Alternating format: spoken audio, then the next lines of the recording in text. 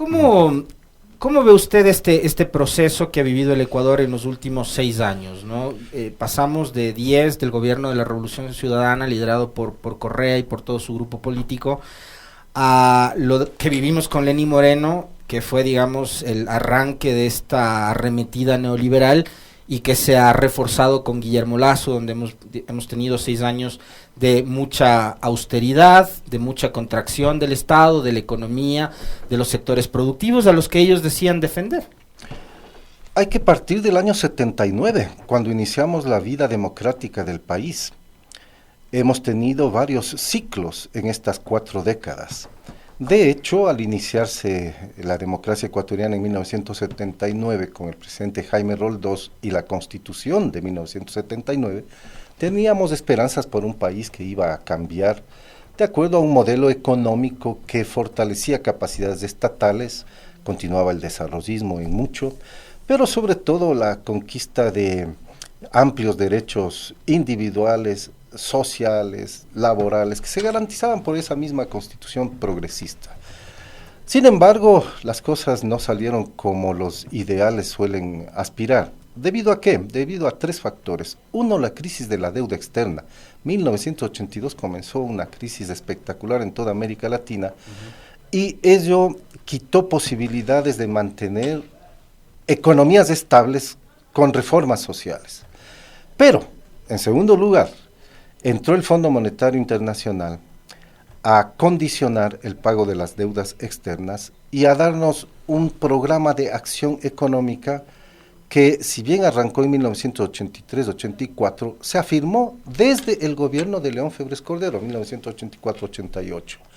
Y las 13 cartas de intención que hemos tenido hasta el año 2003, cuando se firmó la última antes del gobierno de Rafael Correa, todas repetían lo mismo. Esto que se da en conocer en el mundo académico, internacional, informativo, como el consenso de Washington. Es decir, reducir capacidades del Estado y aumentar las capacidades de la empresa privada y del mercado libre. A esto se denomina el neoliberalismo, es decir, empresa privada, mercado libre, desregulación del Estado, y hay que aumentar siempre un asunto más. Desregulación del trabajo, y me olvidaba, y desde luego reducir impuestos. Bueno, entonces ante ese panorama, los sucesivos gobiernos de León Febres Cordero aplicaron el neoliberalismo ecuatoriano. 2 décadas, 80s, 90s, inicios del 2000. ¿Cuáles fueron las consecuencias de ese modelo económico y social? Un desastre para la vida nacional. Disminuyeron no solo capacidades del Estado, sino que aumentó la pobreza, se concentró la riqueza, se desajustaron las condiciones de cualquier reformismo social y la situación política se volvió polarizada y explosiva. Si de hecho entre 1979 y 1996, en 10 años tuvimos 5 gobiernos, uno por sucesión presidencial por la muerte de Jaime Roldós, desde 1996 hasta el 2006, en una década tuvimos 7 gobiernos, una efímera dictadura nocturna y los 3 presidentes electos por votación popular derrocados. ¿Qué más síntoma que esa crisis importante en la vida nacional? Entonces, el ciclo que va desde el 2007 al 2017 marcó asimismo otra condición histórica. Se cambiaron las perspectivas porque contamos con una constitución, la del 2008, muy progresista, continuadora de la de 1979 en muchos aspectos, y tuvimos un gobierno, el de Rafael Correa, que logró crear condiciones favorables para una economía social distinta a la economía neoliberal. Y esto vale muy rápidamente la explicación. ¿Cuál es la principal economía diferencia? Social se preocupa de fortalecer el Estado y de brindar servicios públicos y gratuitos, educación, salud, medicina, seguridad social, que son los servicios básicos. ¿Financiados cómo?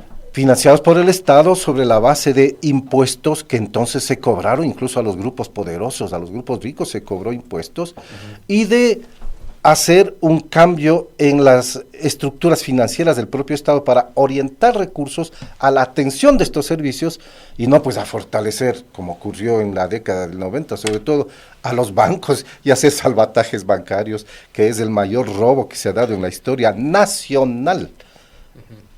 tanto el salvataje bancario como la securitización de deudas privadas. Doctor, ahí termino solamente esta parte. A ver. Entonces, la economía social tiene mucho de parecido a las economías sociales europeas y no a la economía norteamericana, que se inspira mucho en este criterio de economía neoliberal. Pero en América Latina el neoliberalismo fue fatal. El ciclo de Correa coincidió con otros gobernantes progresistas y los resultados de estos dos modelos ya los conocemos. Los resultados del modelo progresista, o mejor de economía social, mejoraron las condiciones de vida y de trabajo de la población, no provocaron una mayor concentración de la riqueza, sino más bien una disminución, solucionaron problemas sociales, exactamente como la educación, la medicina, la seguridad social, y claro, como la mente es frágil, se pierde. Y los últimos 6 años son de retorno del neoliberalismo, y ahora con características inéditas, porque además ahora se mezclan los libertarios de los que vamos a hablar. A ver, doctor, yo quiero nuevamente volver a esa década anterior a la de la Revolución Ciudadana, porque usted señaló un dato que, digamos, hace mucho ruido en la lectura que usted nos está haciendo de todo este trayecto que hemos recorrido como país. Y le voy a plantear la pregunta de por qué hace ruido. O sea, en 10 años, del 96 al 2006, 7 gobiernos, un profundo proceso de inestabilidad, siendo las mismas élites y siendo los mismos grupos que se disputaban el poder, representando el mismo modelo, porque no había en ese momento ningún Correa que entre a disputar ese modelo. Entonces, ¿por qué es que el país vivió tal etapa de inestabilidad por política? Los desajustes que provoca el neoliberalismo, este criterio de que la economía tiene que estar sujeta al libre mercado y a la libre empresa, que es lo que provocó en el Ecuador durante todas las décadas del 80 y los 90, hasta inicios del 2000 y particularmente entre 1996 y 2006. Una agudización de la conflictividad social y la desatención a la población. Basta pensar en el IES. El IES data del año 70, cuando se fundó sobre la base de unir la caja del seguro y la caja de pensiones. Por cierto, la seguridad social nuestra es del año 1928. Entonces, se confió en se tenía en los años 70, inicio de los 80, un IES y unos hospitales del IES que funcionaban. El neoliberalismo liquidó todas estas condiciones.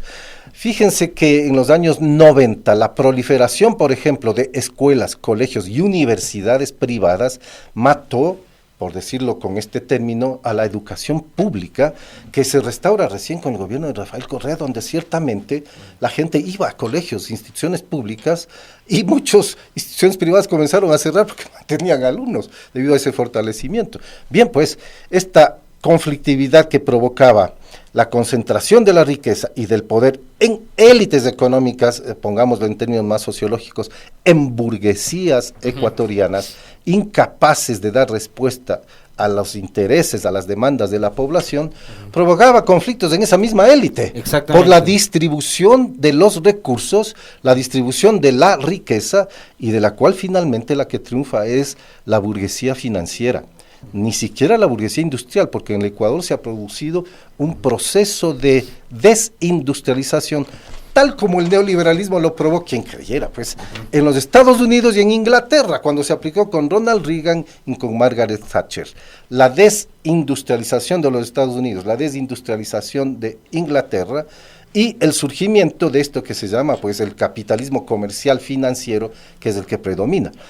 En los últimos 6 años la situación es distinta, ciertamente porque teníamos el antecedente del gobierno de Correa, y entonces las élites se unieron para impedir cualquier proceso progresista. Ahí ya no importaba si eran el capital financiero, se unieron, si eran banqueros, si eran productores, si eran importadores, si eran exportadores, se unieron todos. Superaron sus contradicciones, se unieron todos porque consideraron y advirtieron, y yo diría correctamente, que el enemigo era cualquier tipo de economía social que planteen los progresistas, los izquierdistas del Ecuador. Un fenómeno igual en toda América Latina. Si es que examinamos las condiciones de los distintos países, veremos que igual ha ocurrido. Tal manera que después del primer ciclo progresista, las élites latinoamericanas han conformado bloques de poder entre todos los capitalistas, entre toda la clase burguesa, para impedir que vuelvan este tipo de gobiernos o para provocar su caída.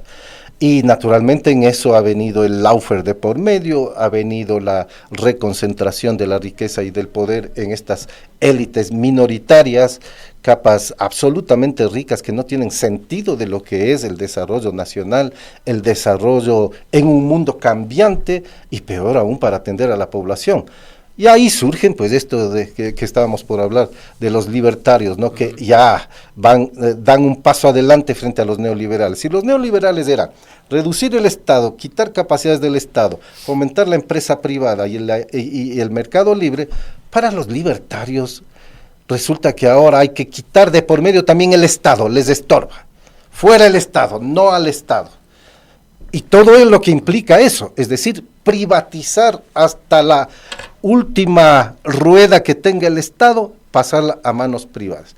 Y unen los libertarios al concepto del neoliberalismo de mercado libre, empresa privada, desregulaciones, todo eso. Unen ahora esta situación, que el Estado, como representa la opresión frente a los ciudadanos, el robo, les quita los impuestos, se roba dinero de la gente y además las privatizaciones garantizan que el mercado obre de una manera natural. Lo único que no comprenden estos libertarios es que se genera el poder privado sobre la sociedad.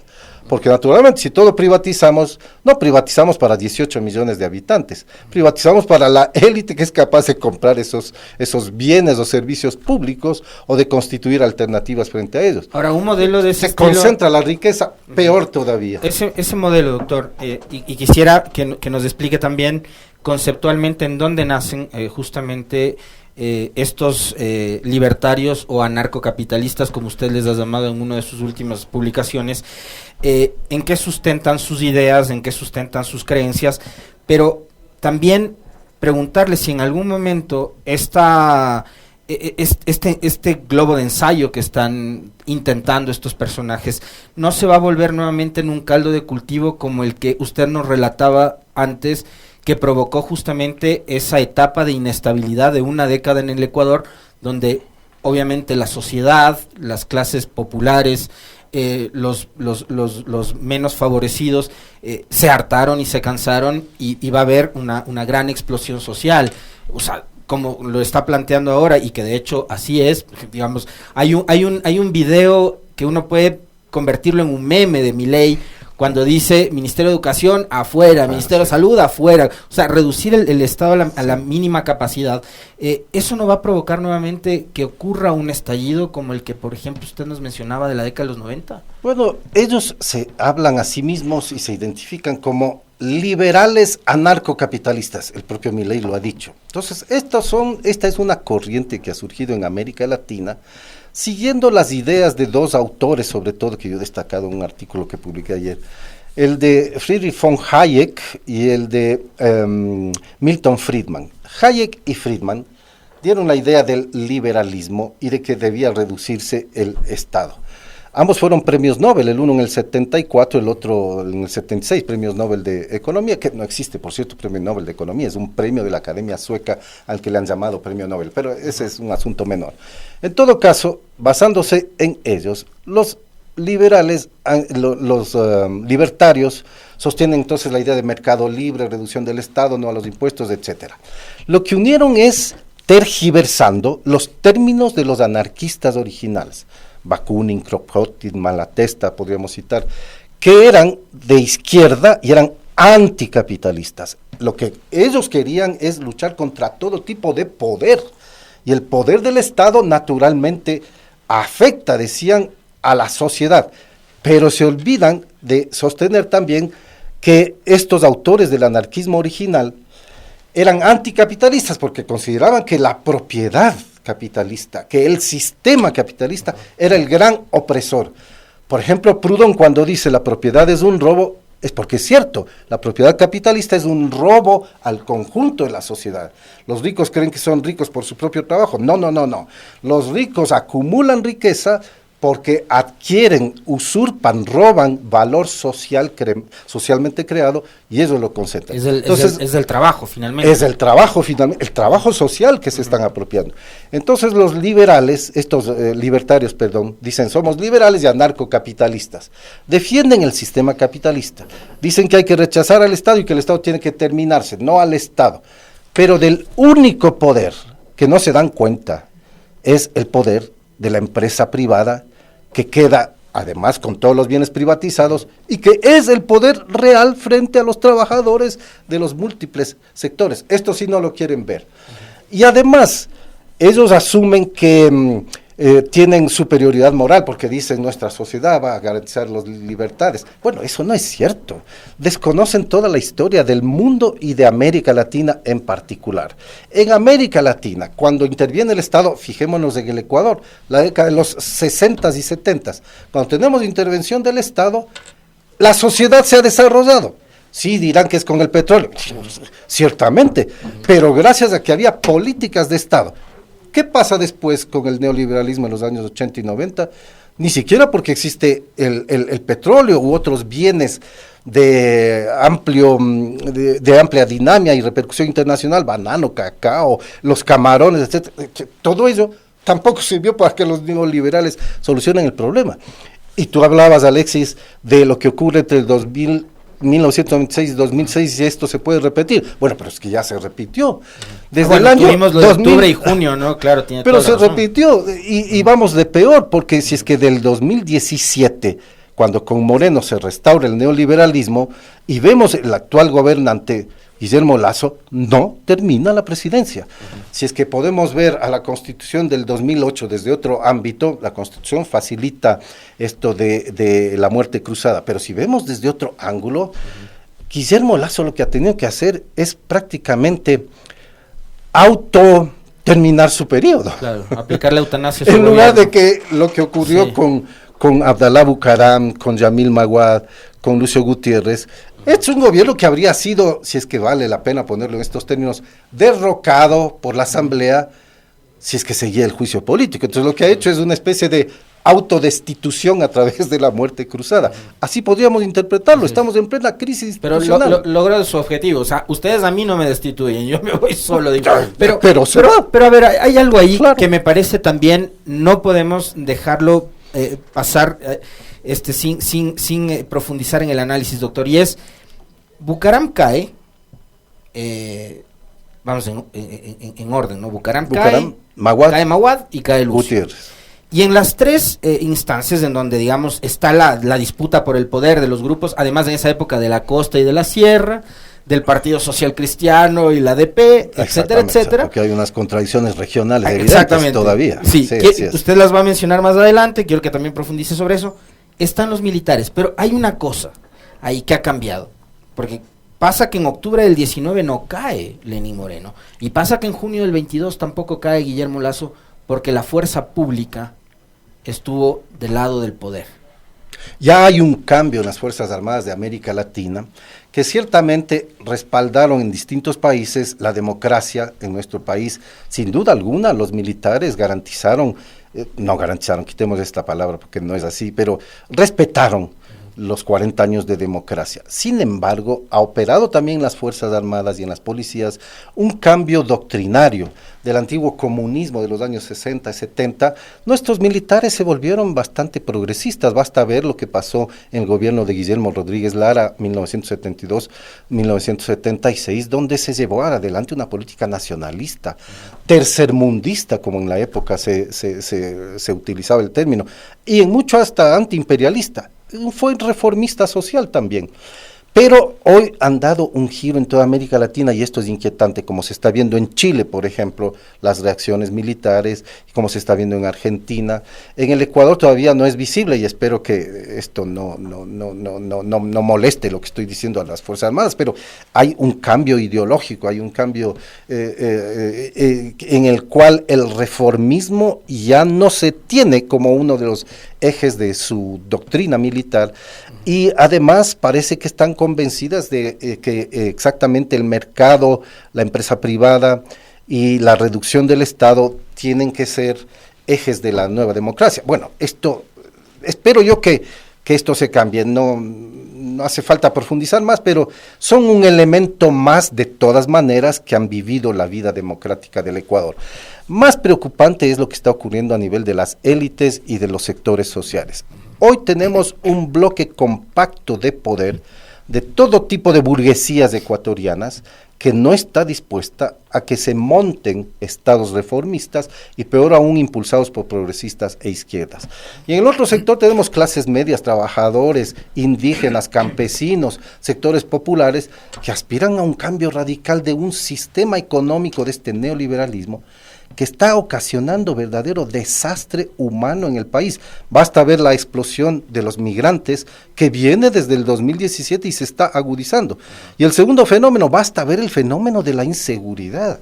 Pero es que esto ya rebasa todo límite. Por primera vez en la historia del Ecuador ya existe aparatos del Estado, o por lo menos infiltraciones en el Estado de los grupos delincuenciales organizados internacionalmente. Este es un fenómeno nuevo en nuestra vida y ni Moreno y peor Guillermo Lasso han podido atender esto con alguna eficiencia, de la manera que tenemos que esperar que venga un nuevo gobierno a ver si es que esto se compone. Pero ese es el desafío, porque pensábamos hasta hace poco que solamente había dos posibilidades: o seguimos con estas élites o hacemos un cambio hacia el sector progresista, pero ha surgido una tercera posición, que es la de la izquierda tradicional, la de la izquierda, y voy a decirlo con todos los términos, la de la izquierda caduca, que de repente plantea que el voto nulo va a ser una salida a la situación para discutir la base de un programa nuevo y supuestamente distinto frente a lo que se está planteando. Y habla entonces de que la contradicción está entre votar por la oligarquía, representada por el candidato Noboa, o por el populismo conservador correísta, representado por la señora Luisa. Y ellos asumen ser la tercera posición. Entonces no hemos tenido dos. Ayer se descubrió que hemos estado jugando a tres posiciones. Y esta última... ¿Qué se refiere al tuit de Alberto Acosta? A lo que plantea, no necesariamente él, pero sé quiénes están atrás, sí, claro, sin duda alguna. Está Montecristi Vive, pusieron en Ecuador Today, por ejemplo, ahí está esto bien planteado y sus posiciones. Es una posición bastante complicada para la vida social. Ellos dicen que hay una trampa en las elecciones y que votar por estas dos figuras entonces es caer en la trampa. Y dicen, bueno, discutamos un programa, pero esto vienen haciéndolo desde el año 2007, pero además, doctor, discutamos un programa progresista, pero sin el correísmo. Exactamente. ¿Y cómo construyo un programa progresista? Para ser muy rápidos, tenemos dos izquierdas: una izquierda progresista, una izquierda que plantea un proceso electoral, y una izquierda anticorreísta, porque abiertamente así se identifican, una izquierda anticorreísta. Bueno, quedó en el 3.9% en las últimas elecciones con su candidato Yacu, ¿no? Ese candidato dijo en algún momento que era preferible votar por un banquero. Así es. Bueno, entonces han sido tres fuerzas. El problema de esta tercera fuerza es que puede ganar adeptos en los movimientos sociales, porque muchos se mueven por ahí, ¿no? Y reivindicando, y que los movimientos sociales... ¿Qué pasará? No sabemos. Pero lo cierto, estructuralmente hablando, es que en las actuales condiciones electorales del Ecuador hay dos modelos en conflicto. O continuamos con el modelo neoliberal, libertario, cuyas consecuencias ya las sabemos por la década de los 80, los 90 y estos últimos 6 años, o retomamos la senda de una economía social de cuya experiencia ya tuvimos entre el 2007 y el 2017.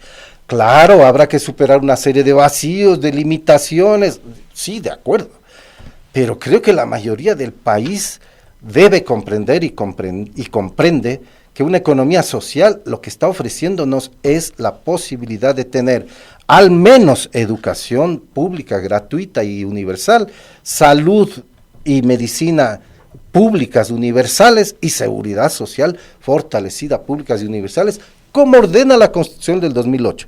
Si solo eso logramos apuntalar, naturalmente se va a hacer la pregunta, ¿y cómo financiamos? Hay que volver a la experiencia de las economías sociales europeas. Fuertísimos impuestos a la renta a las capas más ricas de la población. El Ecuador no suele admitirse, no suele conocer. En Europa, una persona de clase media normal, que es la gran mayoría de la población, ¿saben cuánto paga de impuesto a la renta? Paga la mitad de su sueldo de impuesto a la renta, el 50%. En el Ecuador no podemos aspirar a eso, pero sí podemos aspirar a que paguen el 50% o más. La élite rica que hoy controla el poder y que no quiere pagar impuestos y que los ha eludido y los ha evadido conforme se ha demostrado al seguir las informaciones que tiene el propio SRI. Pero en contrapartida, digamos, son estados, estoy pensando quizás en Noruega, por ejemplo, o en Dinamarca, que tienen servicios públicos como educación y salud de muy buena calidad. Muy buena calidad. Transporte ni se diga. Bueno, transporte es público, ¿no? En todos estos Exactamente, países. el transporte es público. De hecho, creo que hay países como Luxemburgo en donde el transporte público es gratuito. Sí, ciertos tramos sí.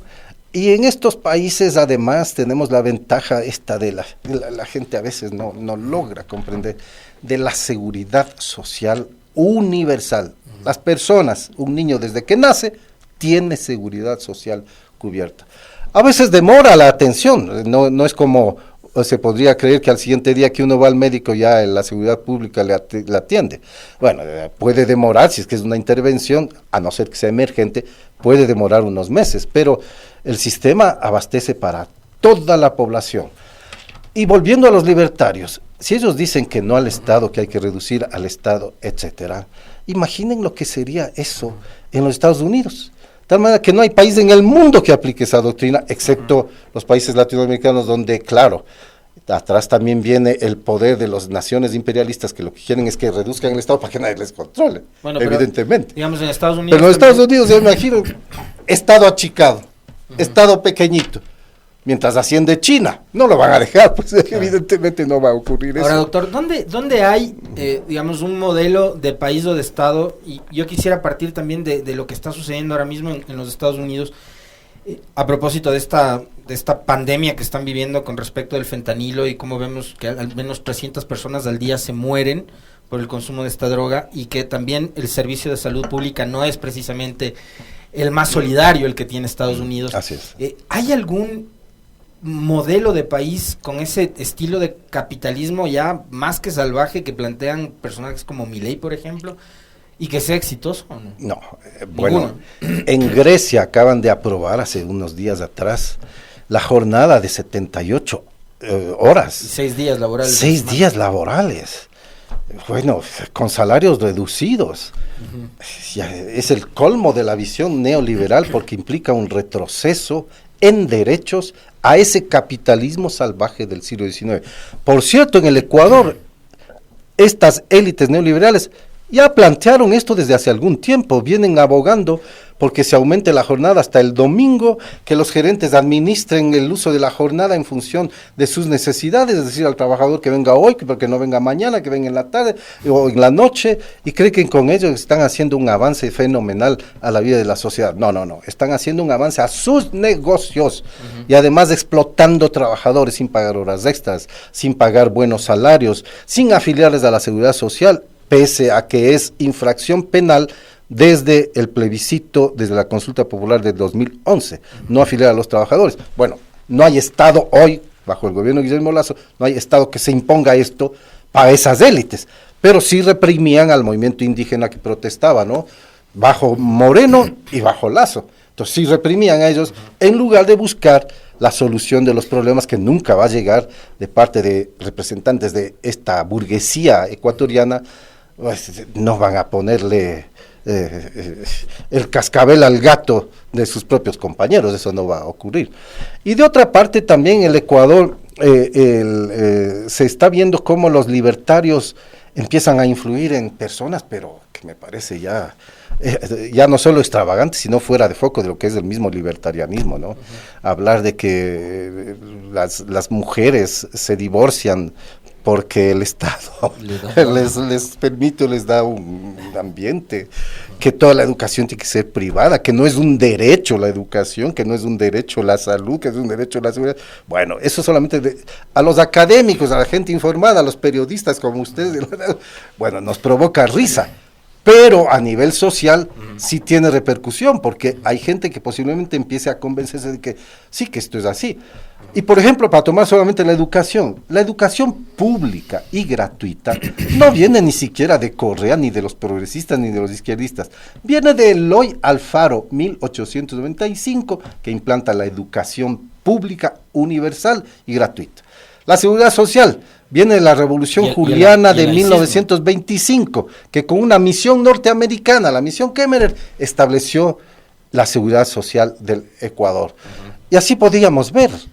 Doctor, y el laicismo además, ¿no? Bueno, y el laicismo, sí, y el laicismo, que es importantísimo. Se nos va terminando el tiempo, lo cual para mí es lamentable y más triste todavía para quienes nos están escuchando, porque están disfrutando de esta charla con el doctor Juan Paz de Miño, como lo estoy haciendo yo. Y quiero cerrar con una última inquietud, y le voy a pedir un poquito que sea breve, Doc, pero porque usted me deja abierta la puerta a plantearle esa inquietud, y es... de eso estamos conversando nosotros hoy aquí en este espacio con miles de personas que están conectadas y que están interesados. Ahora, estas discusiones en la universidad yo todavía las tenía. ¿Qué pasa con la academia? La academia está discutiendo estas cosas. ¿Dónde están los académicos? ¿Qué están diciendo los académicos? ¿Están reflexionando en las universidades sobre estos temas? Porque digo, parte de no volver a cometer los mismos errores del pasado es que exista... digamos, una academia potente, que esté permanentemente estudiando los procesos sociales e históricos del país. Hay un problema en las academias, en la academia. La reconstitución de universidades privadas, la visión neoliberal parece que da un gran alcance entre el estudiantado, y a la academia progresista crítica le cuesta trabajo a veces influir y penetrar con la visión crítica. Pero más grave es que la academia no tiene espacios. He visitado las principales librerías del Ecuador para conseguir libros. Son una desgracia. No hay libros ecuatorianos significativos en las librerías. De hecho, la academia crítica progresista está vetada en los grandes medios de comunicación, de tal manera que no oirán allí a ninguno de los académicos buenos, especialistas que pueden reflexionar sobre la sociedad. De allí que sea importante la labor que ustedes, Alexis, la radio Pichincha, están haciendo, porque invitan a gente que puede tener criterio alternativo y sólido. Y hay una gama de académicos excelentes. Yo tengo de nuestros amigos jóvenes que vienen haciendo incluso un recambio generacional con respecto a los que trabajamos. Pero les niegan los espacios. Sin embargo, hay que aprovecharlos. Entonces, sí hay producción de los académicos, pero el problema va a ser ahorita su difusión, su llegada en universidades. Todo eso está complicando el panorama. Pero, sea como sea, aprovechamos todos los espacios posibles para ir señalando ideas y argumentos que permitan a la población también comprender el mundo contemporáneo. Y hoy, como hemos esclarecido en esta corta charla y en estos minutos, hoy está en juego un proceso de constitución de una economía social o un proceso de afirmación de una economía neoliberal que tan graves consecuencias nos trae. Y no hay más dilema que ese. La tercera posición es una posición ya caduca, tradicional, no tiene salida. Convocar a hacer un programa y sobre esa base seguir haciendo alternativa. Bueno, que creen la alternativa, pues estamos esperando que creen la alternativa, pero no crean la alternativa y en cambio sí combaten a la alternativa posible en estas condiciones. Y finalmente, pues, tampoco es que vamos a hacer la transformación universal en año y medio, eso es evidente. Pero por lo menos sí vamos a tener la posibilidad de cortar este neoliberalismo de la burguesía comercial financiera del Ecuador, que tanto daño está haciendo al país, al concierto latinoamericano y contribuye al aislamiento del país en el contexto internacional.